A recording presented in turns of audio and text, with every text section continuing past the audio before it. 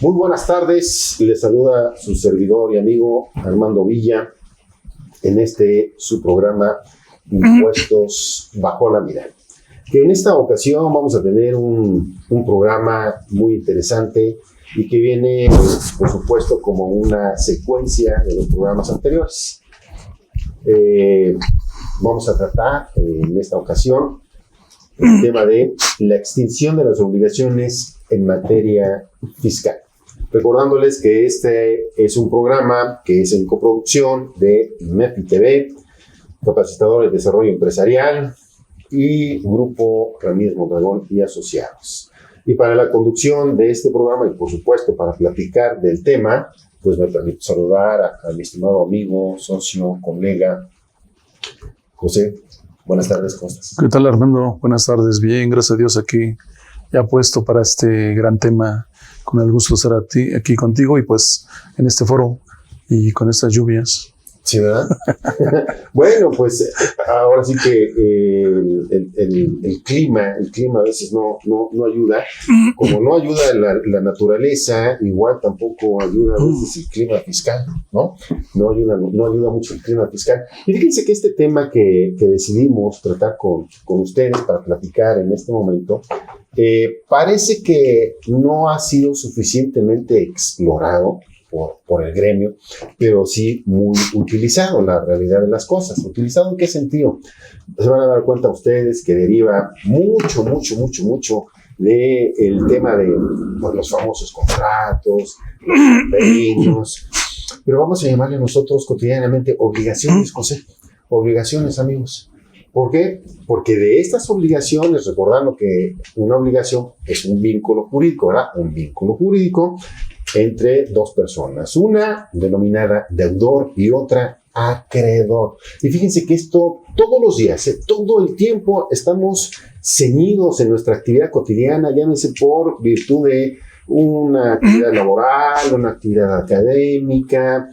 Siquiera yo les digo, José, amigos, que por el hecho de ser personas, de pertenecer a una familia y a una sociedad, que nos ceñimos a reglas, a normas, pues de ello emanan justamente derechos y obligaciones.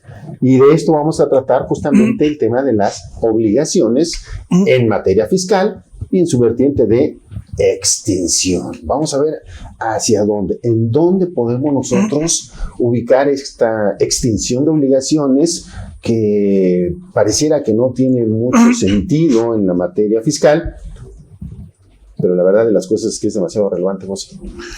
Yo creo que tiene más sentido del que las personas se imaginan, Armando. Fíjate que venía pensando, de hecho siempre lo he reflexionado, cuando hablamos de obligaciones en materia impositiva,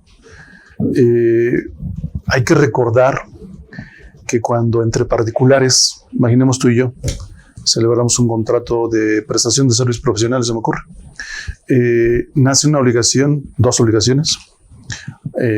Por un lado, imaginemos que yo soy el prestador del servicio, tú eres el prestatario y yo cumplo con la obligación de prestarte un servicio y por tu parte adquieres una obligación de entregarme una contraprestación.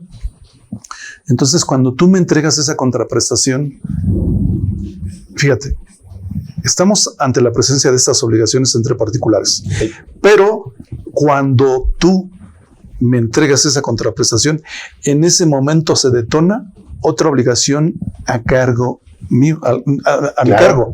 Entonces, pero esta obligación es en favor del Estado mexicano, porque nace la obligación de la famosa relación tributaria y entonces se detonan los impuestos a que haya lugar, que en este caso, obviamente, hablando de impuestos federales, se refiere a renta, a mi cargo, y IVA. El IVA, claro, correcto, totalmente de acuerdo. Y fíjate que aquí, justamente, robusteciendo lo que señalas, amigos, recordemos que en materia de teoría general del derecho, José, lo que nosotros identificamos como conceptos jurídicos fundamentales y vámonos a lo que es el acto jurídico.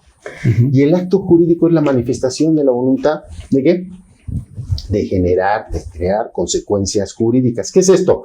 Señores, para alejarnos de los aspectos técnicos, simplemente derechos y obligaciones.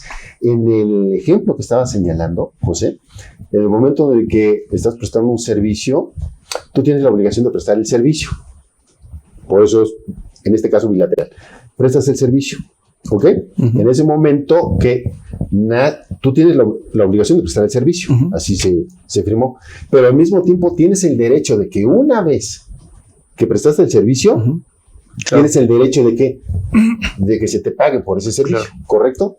De tal manera que yo tengo el derecho de que José me preste el servicio, pero al mismo tiempo tengo la obligación de pagar por ese servicio, ¿verdad? Claro. Y de ahí el derechos y obligaciones. Lo trasladamos al tema impositivo, como bien lo señala José, en esta relación tributaria entre el sujeto pasivo y el sujeto activo, es decir, el contribuyente y el Estado. Y en esa relación tributaria que también pareciera que tendrían que nacer también, José, derechos y obligaciones. Por aquí sí no las pelecho, ¿no? Y aquí es en donde porque solamente parecería ser que solamente obligaciones a cargo del gobernado, particular, contribuyente, pero del otro lado.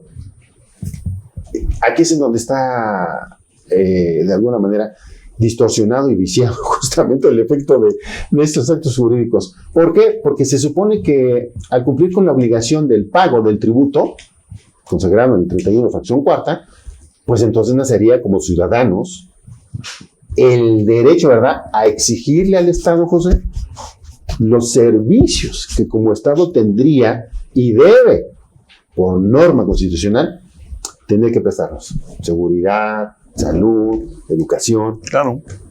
Y entonces ahí es en donde ya se distorsiona. Pero ese es otro tema.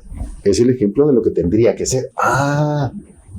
Entonces entramos al origen, José, el ser y el deber ser. Sí, claro. Y fíjate que esto lo aclaré, Armando, porque de repente cuando escuchas a algunos colegas, solamente como que se enfocan al ámbito fiscal, pero una obligación va de la mano de la otra. Me explico. En el ejemplo que puse, cuando yo siendo persona física, imaginemos que el servicio lo presto como persona física, régimen, yo, prestación de servicios profesionales, y la ley de renta me dice que para el caso específico nosotros, el impuesto sobre la renta se causará cuando haya cobrado la contraprestación. Entonces, aquí hay un hecho imponible. ¿Cuál? Ese concepto de prestación de servicios profesionales, para cuando yo lo realice, entonces parecería ser que estoy actualizando una hipótesis jurídica señalada en la ley de renta. Lo mismo sucede en IVA. La ley del IVA dice en el artículo 1 que cuando yo preste servicios, estaré actualizando una hipótesis normativa, el hecho imponible, prestación de servicios. Pero el hecho generador, es decir, cuando se detona la obligación, es hasta que yo cobre la contraprestación. Entonces, de la obligación que tú cumplas para conmigo, tu prestatario, en ese momento se actualiza que esta obligación a mi cargo de pagar el impuesto sobre la renta, pago provisional, y pagar el impuesto al valor agregado, pago definitivo. Entonces, una obligación va de la otra, va de la mano de la otra. Por eso es muy importante tener esto presente. ¿Por qué? Porque cuando oye, yo persona física necesito saber cuándo yo puedo, persona moral, persona física, puedo yo deducir las erogaciones. Y aquí entramos a lo que el artículo 27, por ejemplo, para ustedes personas morales, te da ciertos requisitos, ciertos lineamientos para que tú puedas hacer deducibles los pagos para cuando se trate de una persona física. Y aquí viene la parte que nos interesa, que versa sobre la extinción de las obligaciones. Armando, artículo 27, fracción 8, que 27, fracción 8 dice que erogaciones que se paguen efectivamente, te dice que se hayan sido pagadas en efectivo, crédito, bueno, además viene en efectivo, pero termina con una oración diciendo también se consideran efectivamente pagadas cuando el interés del acreedor, óigase bien, cuando el interés del acreedor queda satisfecho mediante cualquier forma de extinción de las obligaciones. Y aunque no queramos, le que tenemos que entrar entonces este rollo, Armando, porque lo mismo sucederá ya en IVA. Ese es el caso justamente en materia del impuesto al valor agregado, que va directamente relacionado con renta, por lo que hace a el objeto del impuesto. En este caso, el objeto del impuesto, decíamos en otros programas, José, en IVA le llaman valor de actos o actividades. Pero, amigos, el artículo 1 de la ley del IVA señala cuáles justamente son esos actos y esas actividades por las cuales se tiene la obligación de pagar este impuesto, y llámese enajenación de bienes, prestación de servicios, otorgamiento de uso u gozo temporal y la importación de bienes. Si nos vamos a renta, el artículo 1 señala como objeto del impuesto los ingresos. ¿Y estos ingresos de dónde derivan, José? Amigos, justamente de la enajenación, de prestación de servicios, del otorgamiento del uso o goce temporal de bienes. Es decir, se dan estos actos jurídicos. Entendamos bien entonces el origen de todo esto, actos jurídicos. Y entonces, a lo que nos señala José respecto de esta extinción de obligaciones, va a sustituir esa extinción de obligaciones, José, vamos a llamarle de esa manera, permítame llamarle de esa manera, al pago efectivo, a la transferencia de recursos que decíamos en un programa anterior. Así es. El flujo de recursos. ¿Y por qué lo tomamos así? Lo tomamos porque en ese momento nosotros tenemos la obligación, para que nos quede claro, en esa prestación de servicios. ¿De acuerdo? Vamos a tomar como que ese ejemplo, José. Tú prestas el servicio y yo te voy a pagar una cantidad. ¿De acuerdo? Sucede que nos ponemos de acuerdo. Entonces, en esa celebración de ese contrato y de esa prestación de servicios, sucede que José me va a prestar un servicio y a cambio yo me obligo a pagárselo por virtud de un contrato, ¿de acuerdo? Con servicios profesionales, ¿ok? De acuerdo.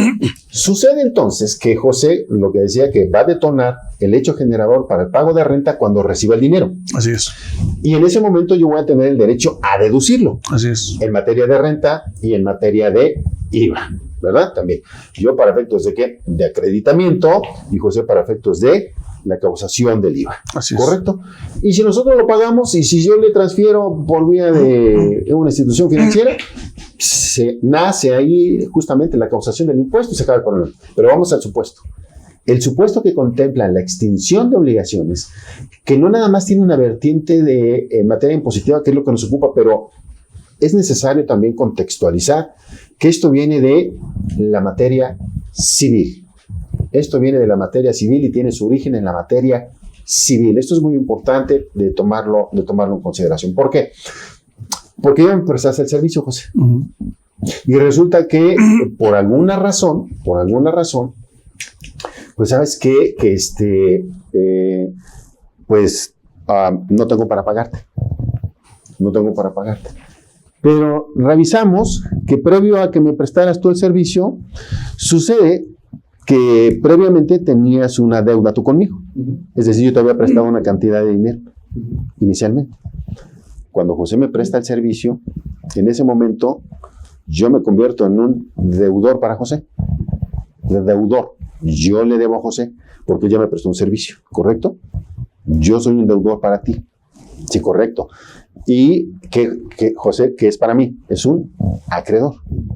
Ese es el acto jurídico. Deudor, acreedor. Yo le debo dinero porque ya me prestó el servicio. ¿De acuerdo? Listo. Entonces, nacen los derechos y obligaciones en ese momento. Pero previo a eso también teníamos la calidad de deudores y acreedores por vía del préstamo que yo te había hecho inicialmente. Y era al revés. ¿Cómo era al revés? José era mi deudor y yo era su acreedor. ¿Queda? Sí, ¿verdad? Deudores y acreedores recíprocamente. Y entonces aplicamos la materia civil, José, para que de ahí nazca justamente el origen de lo que vamos a llamar y lo que estamos aplicando en materia de extinción de obligaciones, con los efectos que va a tener en materia de IVA y materia de renta por virtud del acreditamiento y por virtud de la deducción, pero que esta misma nace desde la materia civil. ¿Qué quiere decir? Como José me debe, porque yo le había hecho un préstamo, y al mismo tiempo yo le debo porque él me prestó servicios, somos deudores y acreedores recíprocamente. Y entonces ahí vamos a aplicar las reglas, José, de la extinción de obligaciones de la materia civil, es decir, 2185 del civil, para realizar, generalmente esa es la figura que se utiliza, José. Claro. Es la más común, ¿no? La compensación, como parte justamente de esa extinción de obligaciones.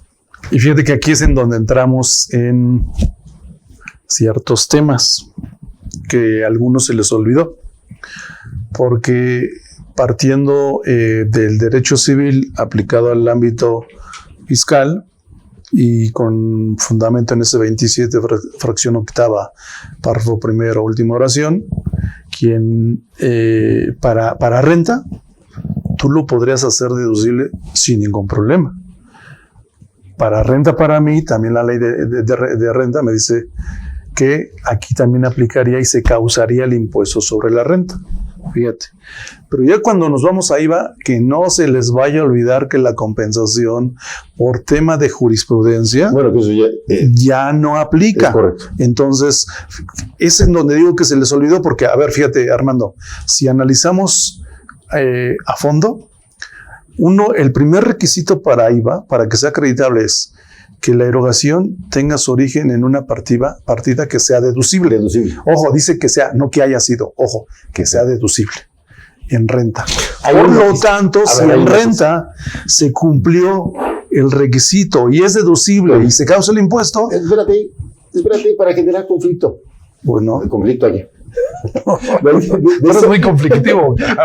Es que de esa fracción primera, dices, o sea, que sea deducible. Y entonces dicen, a ver, contadores, que sea deducible. Esto quiere decir entonces que sea de los que contempla el 25 o que se cumplan con los del 27. Y entonces ahí hay un matiz, José. Y luego valdría la pena hacer un programa de IVA, de los requisitos del IVA. ¿Sabes por qué? Porque que sea deducible para renta, se entiende en términos de la fracción 1 del 5, que es estrictamente indispensable para IVA. Entonces, el estrictamente indispensable para IVA es lo mismo que el estrictamente indispensable que para renta, o el estrictamente indispensable de IVA pues va más allá que el estrictamente indispensable de renta.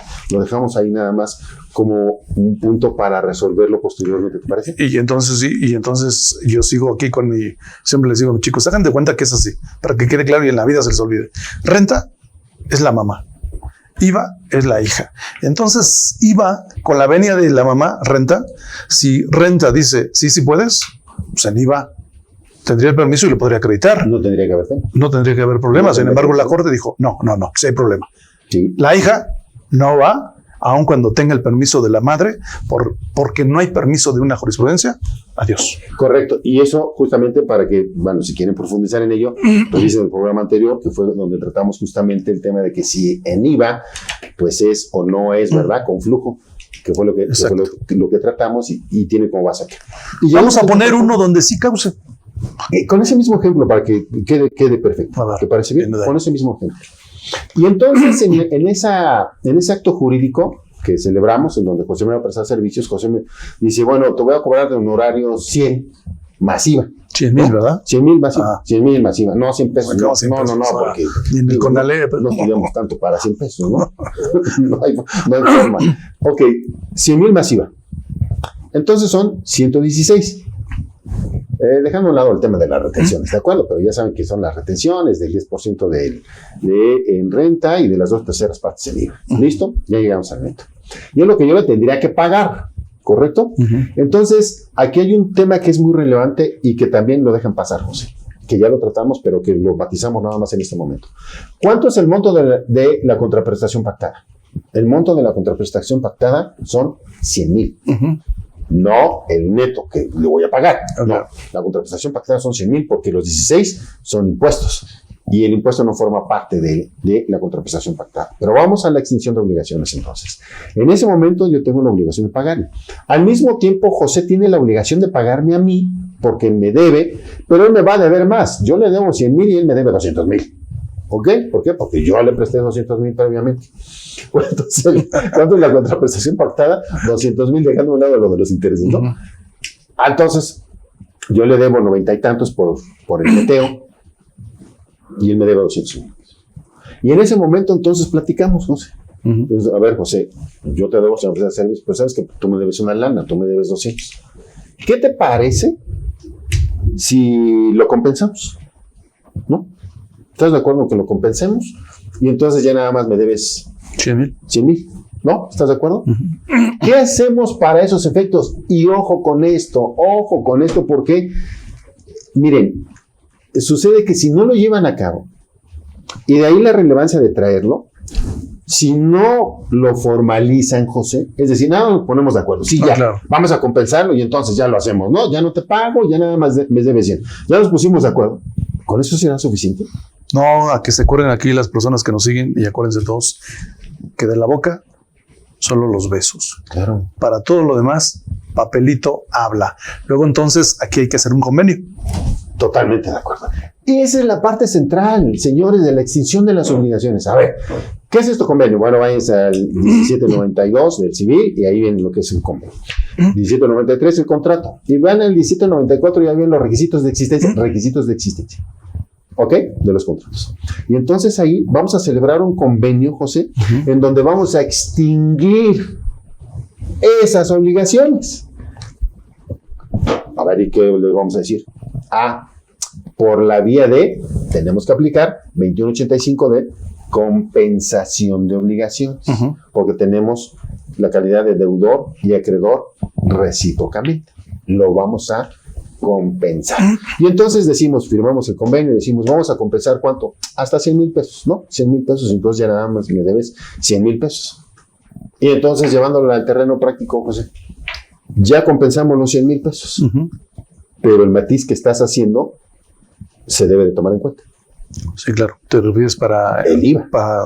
Y para renta. La transferencia de el IVA. ¿Por qué? Porque entonces en ese momento dices, a ver, yo ya me acredito lo que el IVA que tendría que haberme trasladado, José. Los 16. No, los 16 no puedo.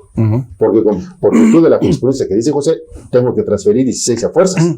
Porque tengo que pagarlo. Porque la fracción 3 del 5 del IVA dice que para que lo acredite tiene que estar efectivamente pagado. Pero para renta yo ya lo puedo decir sin problema. Y yo lo tendría que acumular. Y tú lo tendrías que acumular sin problema. Y entonces José acumula, yo deduzco, realizamos el flujo del IVA y todos felices y contentos, José. ¿No? Y tan, ¿se acabó? ¿Sí? Podríamos decir que sí. Podríamos decir que hasta ahí ya todo está bien, José. Ya terminamos el programa y nos vamos. No. ¿Por qué? Porque viene el problema, ¿no? Se tiene que generar un complemento del CFDI. Y ahí vienen las claves, ¿sí? Y ahí viene la compensación y demás. Pero además de eso, reiteramos, tuvimos que firmar un convenio. De ese convenio, por supuesto, tenemos que poner, José, el origen de esas obligaciones. Sí, claro, cuando tú me prestaste y después cuando yo te presté el servicio. Claro, porque lo va a revisar la autoridad. Y básicamente eso te sirve en este caso para renta. Porque para IVA, pues al final del día tuvimos que haber manejado el flujo para el IVA, para poder acreditar los 16,000. Pero no, hay un tema muy relevante ahí. ¿Hacia dónde? Hacia donde nuestros amigos y la mayoría de los colegas hace falta que exploremos un poco. ¿Cuál? Porque derivado de eso, José, dices, ya lo extinguimos, ok, de acuerdo. Pero este convenio tiene que estar relacionado, por eso es el origen, tiene que estar relacionado ¿con qué? Con el contrato de prestación de servicios, José.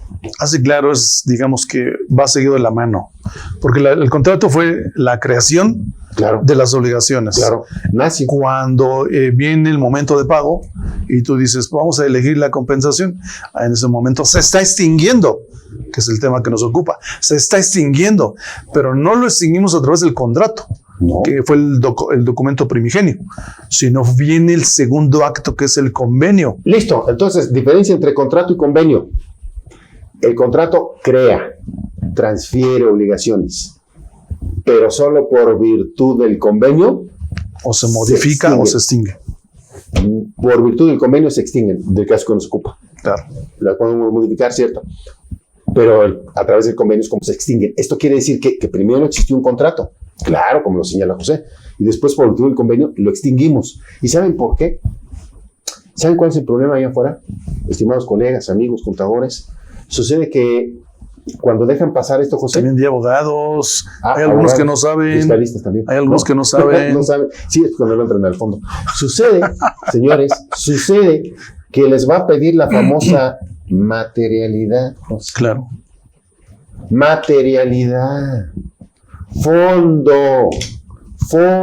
A ver, ¿de dónde salió? ¿Por qué me lo acredité? Me lo acredité por vía de compensación, pero no lo pagaste porque siempre nos pide la forma de pago. Claro. Sí lo pagué y ahí está el convenio. Sí, señor, pero ¿dónde está el contrato que le dio origen a esa extinción? Claro. Ahí está la prestación de servicios. ¿Qué servicio fue el que te prestó, José? No lo sé, no lo tengo. ¿Cómo no? Por eso es un contrato que tiene que cumplir con todos los requisitos de la estructura de ese contrato y además se tiene que comprobar que prestaste ese servicio, José. Yo creo que a lo mejor ya en un grado extremo, Armando, a lo mejor hasta cumplir con el tema de la fecha cierta. No extremo. Pero me gustó como lo manejaste. Ya es de rigor, ¿eh? Ya es de rigor. ¿Por qué? Porque vamos a tomar. A ver, señores. Vamos a tomar un receso. Ya nos cortaron la explicación. Íbamos a entrar ahí en la fecha cierta, pero mejor vamos al receso y regresamos. Porque ya nos están diciendo que tenemos que ir al receso y hacer un comercial. Denle like, suscríbanse, compártanlo. ¿Por qué? Porque esto de la extinción de obligaciones, señores, la verdad es que es bastante relevante. Es el pan de cada día para efectos de la autoridad en temas de materialidad, porque rechaza todas las extinciones de obligaciones derivadas de la materia civil. Actualmente la está rechazando, José. Y véanlo y compártanlo, porque efectivamente no todos los contadores ni tampoco todos los abogados conocen esos temas. Entonces, no sean así, compartan. Vamos y regresamos. Gracias.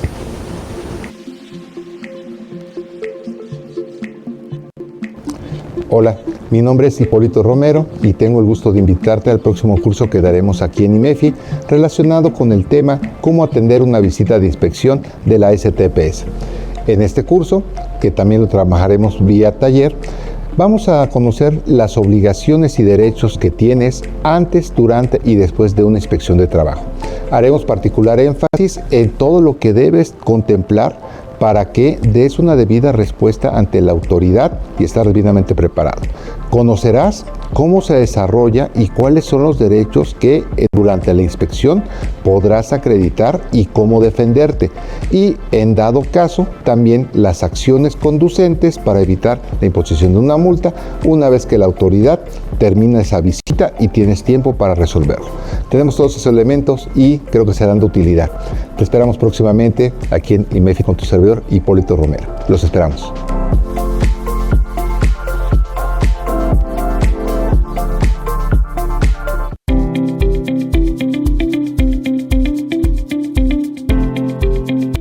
Si realizas actividades vulnerables, este curso para ti es muy importante. Tenemos un curso de reformas a la LFPORPI 2025 y los cambios en las obligaciones PLD-FT. Tenemos que revisar, analizar los cambios y las nuevas obligaciones cuando realizas las actividades vulnerables. Si tienes dudas y no estás cumpliendo, es el momento de empezar a entrarle al toro. No le saques, tendríamos que analizar las multas y todo y ya te darás cuenta que cumplir espontáneamente puede ser una ventaja a que te caigan y que no hayas cumplido. El objetivo del curso es analizar las reformas, los cambios y las nuevas obligaciones que aplican cuando realizas actividades vulnerables. Las nuevas obligaciones están ahora en la ley, ya no solo los avisos, sino también están los informes y los avisos 24 horas. Hay obligación de difusión y capacitación. Hay que identificar al beneficiario controlador de una persona física, identificar al beneficiario controlador de una persona moral y ya no es el dueño beneficiario. Ya estamos hablando de otro concepto totalmente diferente. Nos piden que tengamos un enfoque basado en riesgo.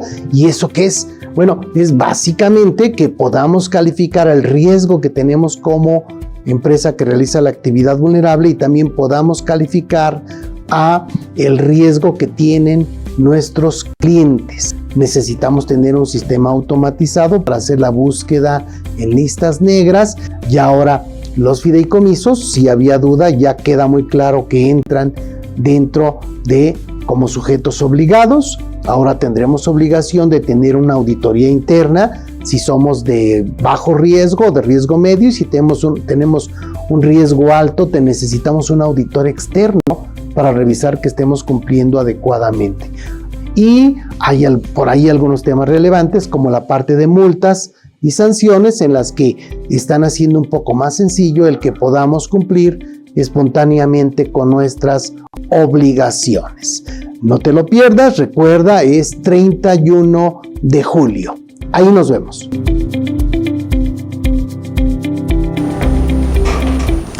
Regresamos amigos de este breve receso y vamos a seguir comentando, no sin antes saludar a Oscar, Joana, Isela, Suriel, Olmos, Hugo, Mónica, muchas gracias por acompañarnos, solo algunos. Recuerden que pueden hacer comentarios, preguntas, como aquí tenemos un comentario de Suriel Peña, fíjate, dice, el tema es que la materia civil menciona la compensación como medio de extinción de las obligaciones y los tribunales en lo fiscal no la aceptan.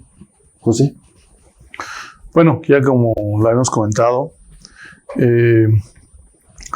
ojo aquí. Para renta no hay ningún problema. El tema es en IVA. Y no es que sean los tribunales, es una jurisprudencia, ¿no? Que emitieron la Corte allí en el 2023, si no mal recuerdo. No, 2023, ¿no? 2023. Sí. Y derivado de ello, pues para IVA, ojo, para IVA no aplica. Para renta, vamos a hacer un matiz. No hay ningún problema. Vamos a hacer un matiz, si te parece bien. Bien. Vamos a hacer un matiz, Suriel. El artículo 1b de el IVA reconoce la extinción de obligaciones, José, como una forma de cobro de las contraprestaciones. Es decir, sí aplica para IVA, sí aplica para renta. Evidentemente, en renta estamos hablando en renta no trae integrado el IVA. En renta tenemos el valor de la contraprestación pactada. En el caso que nos ocupa tendríamos nada más 100. En materia de IVA también se acepta, sí, con una pequeña salvedad, que es la que está señalando José, cuál hay que darle flujo al IVA, nada más. Pero la otra parte, que es el valor del acto o la actividad, se extingue por virtud de la compensación civil. Es decir, sí es reconocida, por supuesto que sí es reconocida, es procedente, desde luego que es procedente, y por eso el señalarles, José, amigos, de que tienen que llevar a cabo el convenio, firmar el convenio, ponerlo de acuerdo, ponerle el antecedente del contrato y toda la materialidad que al respecto señala. De tal suerte que sí es procedente. De hecho, todavía existen muchos litigios en esta materia. Para Suriel, que nos hizo el favor de darnos esos comentarios, todavía existen muchos litigios en donde hay muchos colegas abogados que siguen peleando, José, siguen peleando ahí el tema de que, de que el 1B del IVA, pues incluye el impuesto al valor agregado, es decir, incluye el impuesto, lo cual ya es incorrecto porque ya viene una jurisprudencia que señala de manera precisa y específica de que no resulta aplicable para esos efectos en tratándose de acreditamiento y devolución, luego entonces habría que darle el flujo, ¿de acuerdo? Dicho esto, asimismo, como existe esa jurisprudencia, existe otra desde diciembre de 2019, José. Son más viejas de 2019. Desde diciembre de 2019. ¿Y de qué estamos hablando de esa otra jurisprudencia? Señores, miren, sucede que por mucho tiempo en el litigio fiscal nos daba resultado, José, porque siempre nos decía la autoridad, llegaba y al ver los convenios con los que se compensaba justamente las obligaciones y generaban las deducciones y generaba el acreditamiento y como consecuencia del acreditamiento devoluciones en materia de IVA, llega la autoridad y dice, no, es que ¿sabes qué? Que tu convenio, tus contratos no tienen la famosa fecha cierta, José. Y entonces, anterior a la jurisprudencia, decíamos, no, pero a ver, espérate tantito.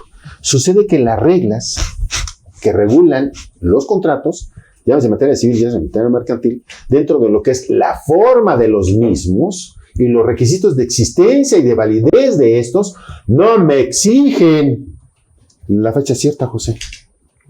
De hecho, si partimos del artículo 5, párrafo primero del Código Fiscal de la Federación, pues yo creo que es muy claro, ¿no, Armando? Cuando dice que las disposiciones fiscales son de aplicación estricta y en ningún caso, ninguna ley, ni renta, ni IVA, ni IEPS me obligan a que haya como soporte de la operación un contrato o un convenio.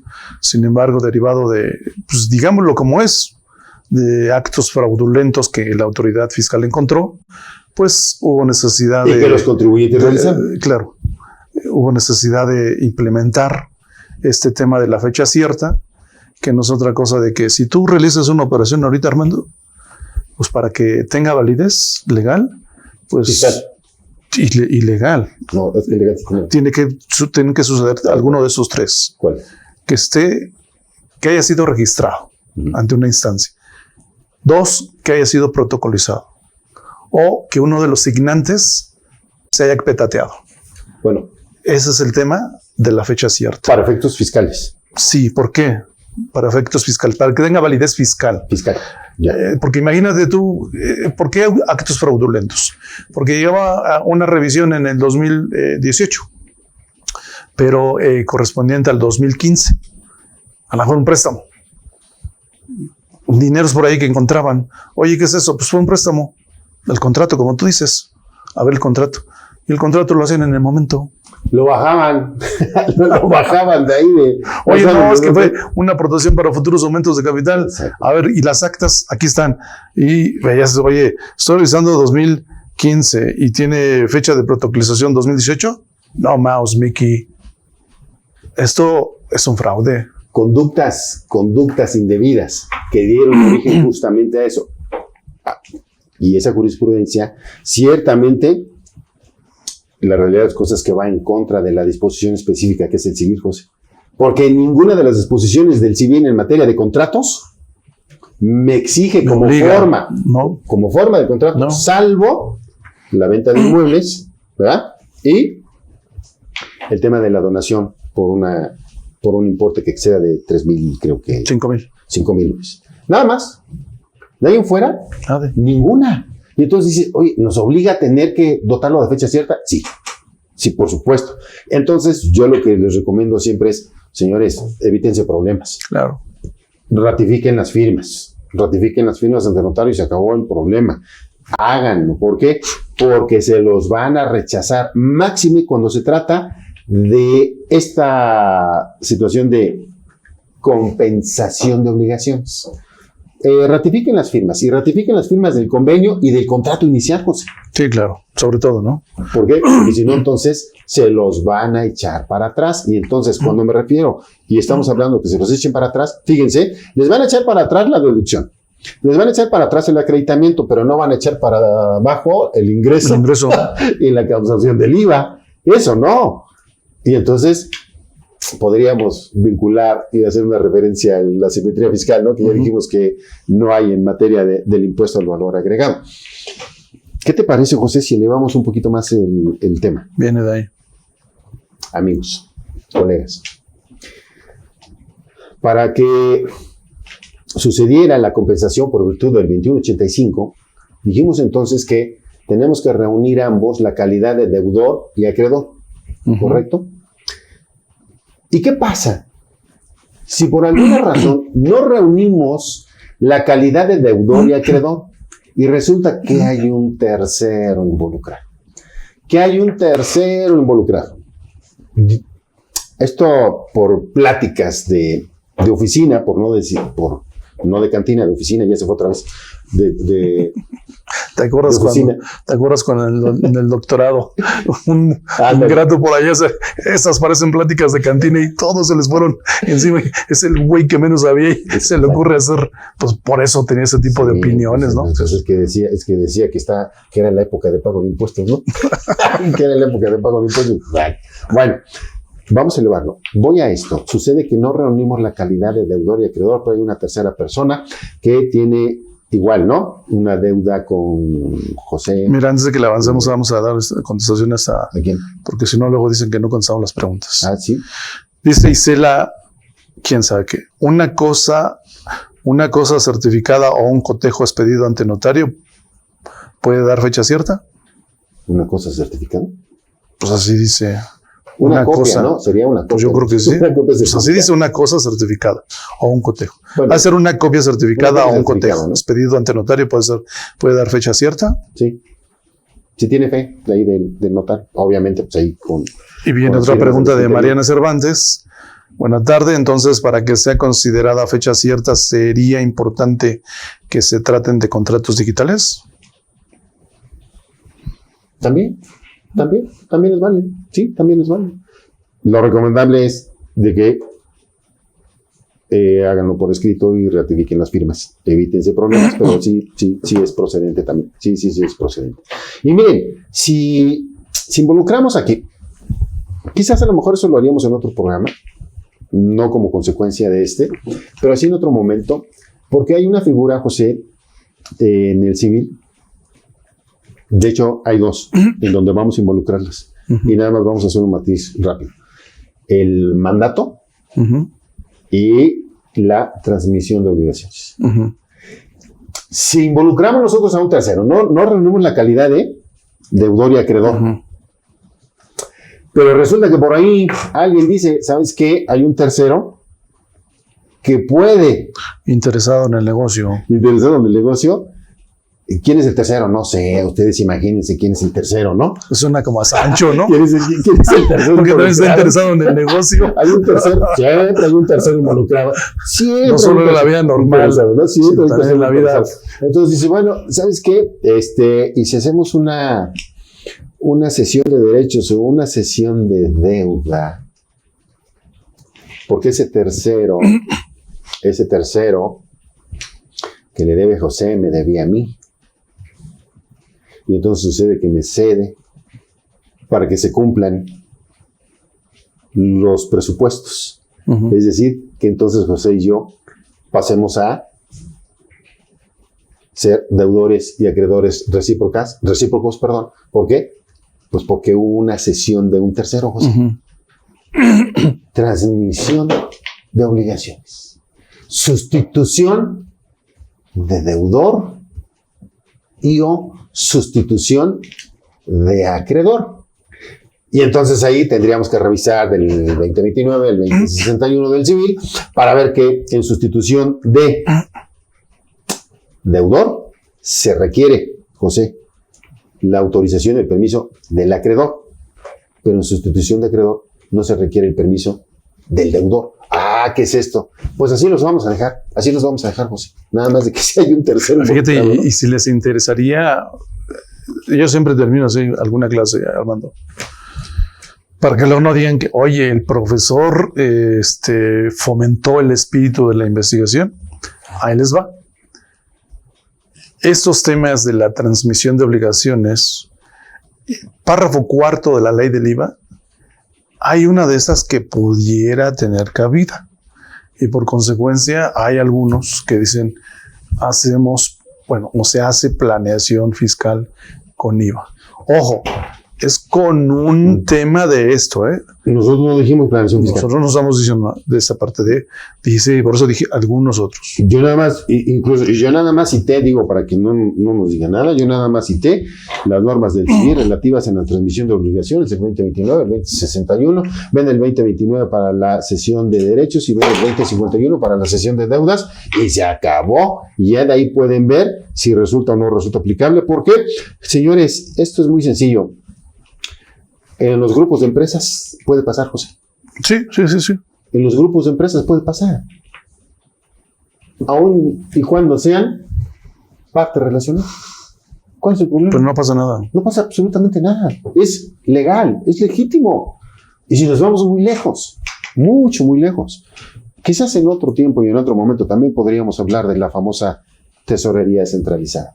Y van a ver que eso es ya de muy alto nivel, José, en donde se maneja para grupos de empresas. Pero bueno, aquí el tema es de que si involucramos mandato, involucramos transmisión de obligaciones, estamos hablando de figuras del civil, y como citó José hace un momento, el artículo 5 del Código Fiscal de la Federación nos remite al derecho común, José, y dentro del derecho común, pues está el civil.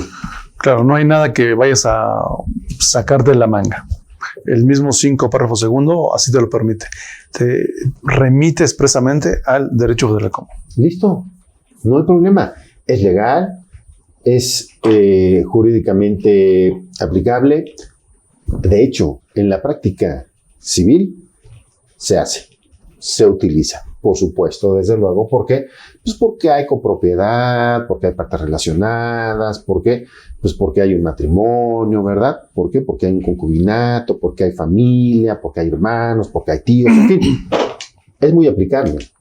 Y si eso lo trasladamos simplemente a un poco de la materia fiscal, José, podemos encontrar ahí un área de oportunidad enorme para los contadores y para los que nos dedicamos a esta materia, en donde, pues no correríamos ningún riesgo de que la autoridad llegara y nos quisiera rechazar la deducción o el acreditamiento. ¿Por qué? Porque estamos cumpliendo con la norma específica, José. Sí, y yo creo que aquí valdría la pena hacer mención de cuando la ley de renta o la ley del IVA hace mención, cuando el interés del acreedor quede satisfecho, entonces aquí hay que hacer a un lado figuras jurídicas con las cuales sí se extingue una obligación para efectos civiles o mercantiles, pero para efectos fiscales no tienen cabida, porque la ley te dice, cuando el interés del acreedor y a través de la prescripción, tu interés como acreedor no quedó satisfecho. Esa es otra historia. Entonces te das cuenta cómo cada figura tiene su peculiaridad y hay que estudiarla con lupa y a conciencia para que no tengamos problemas el día de mañana. Pero eso es otra historia. Esa es otra historia, porque en tratándose de prescripción, estamos hablando ahí de derechos, y ciertamente también de obligaciones, pero como lo dice José, no queda satisfecho. De hecho, nunca se da por satisfecho. No. Simplemente ya no puede ejercer el derecho de acción, y ese es el caso. ¿Cuál es el derecho de acción? De cobrarlo. Porque lo vamos a llevar también a la materia fiscal, y en otro momento vamos a hablar de caducidad y prescripción, ¿verdad? Sí, que porque luego muy interesante, ¿no? Bastante, luego confunden las dos. Pero no es lo mismo. Por supuesto que no, uno dice caducidad y el otro dice prescripción. Tan claro como eso, Tan ¿no? claro como eso, desde luego. Pues, ¿qué vamos a hacer? Bueno, pues llegamos al final de este programa, esperando que haya sido de su interés. Compártanlo, es importante. Esta figura verdaderamente es bastante valiosa desde el punto de vista de lo que podemos nosotros llevar a cabo para efectos de acreditar materialidad en algunos casos con la autoridad, y por supuesto es una figura que nos ayuda en temas financieros en la práctica diaria. Así es que pues vale la pena que ustedes lo profundicen un poquito ahí en el estudio, y si es el caso y nos quieren mandar un comentario, una duda, con muchísimo gusto estamos para resolverla o para ampliarla en los siguientes programas. José. Así es, Armando, y pues para mí fue un gustazo como siempre estar aquí contigo en el foro, con la producción y con las personas que nos acompañan siempre, seguidores, y pues compartan, denle un like, suscríbanse y compartan. No nos quedó ahí ninguna pregunta. No, ya no hubo ninguna pregunta. No, ninguna pregunta. Quedó una muy difícil que está difícil de contestar. Es difícil, no es cierto. Para nosotros puras preguntas fáciles, porque si no, no las contestamos. Muchísimas gracias por favor su atención, y nos vemos en el siguiente programa. Cuídense mucho. Que les vaya muy bien.